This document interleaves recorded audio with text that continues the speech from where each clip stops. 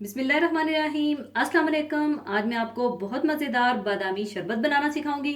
और गर्मियों में और रमज़ान में सबसे ज़्यादा ज़रूरी होता है कि कुछ ऐसे ड्रिंक्स होने चाहिए जो प्यास को भी कम करें, रिफ़्रेश करें और एनर्जी भी दें। और ख़ासकर अफ्तारी में हमें कुछ ऐसे ही ड्रिंक्स का इंतज़ार होता है जो सेहत बख्श, मज़ेदार, हेल्दी और एनर्जी भी दे, ताकि रमज़ान को आप मज़ेदार तरीके से एंजॉय कर सकें। तो बादामी शरबत बनाने के लिए हमें चाहिए होंगे बादाम छिले हुए हाफ कप, जिन्हें आप गर्म पानी में कुछ देर भिगोने के बाद छील कर रख लीजिएगा।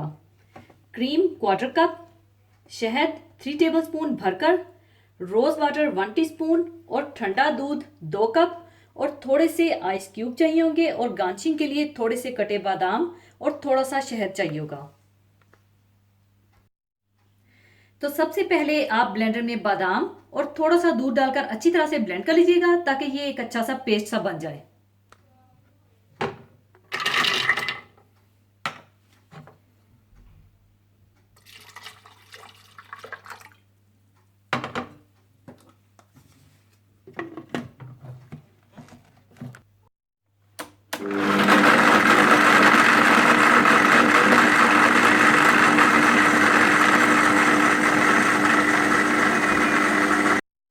और जब बादाम अच्छी तरह से पिस जाएं और पेस्ट की शक्ल में आ जाएं, तो आप इसमें आइस क्यूब डाल दें।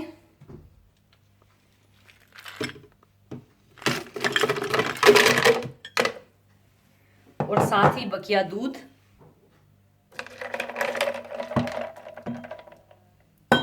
और क्रीम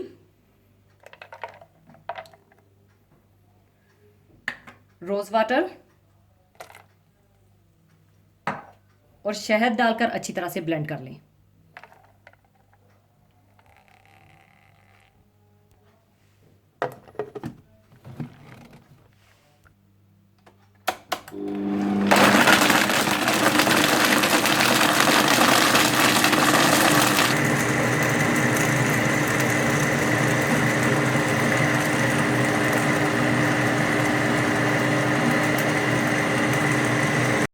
लीजिए, बादामी शरबत तैयार है। अब इसे मैं सर्विंग के लिए डाल लूंगी।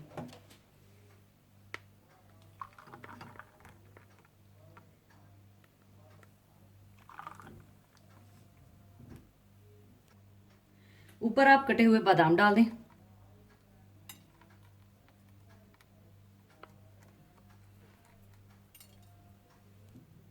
और ऊपर आप इस तरह से शहद डाल दें।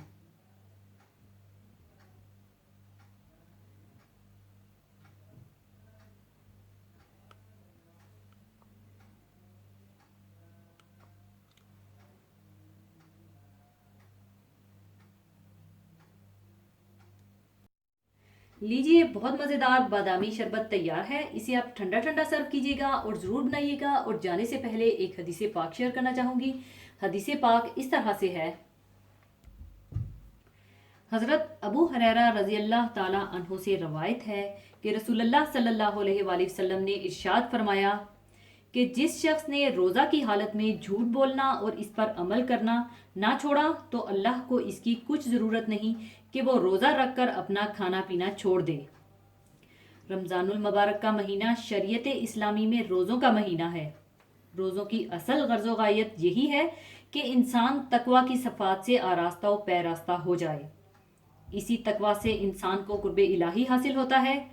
तकवा दिल की उस कैफियत का नाम है जो अल्लाह ताला के हमेशा हाजिर व नाजर होने का यकीन पैदा करके दिल में खैर व शर की तमीज़ की खलश और खैर की तरफ रगबत और शर से नफरत पैदा कर देती है। रोज़ा इंसान को तकवा के मजबूत कटहरे में ले आता है।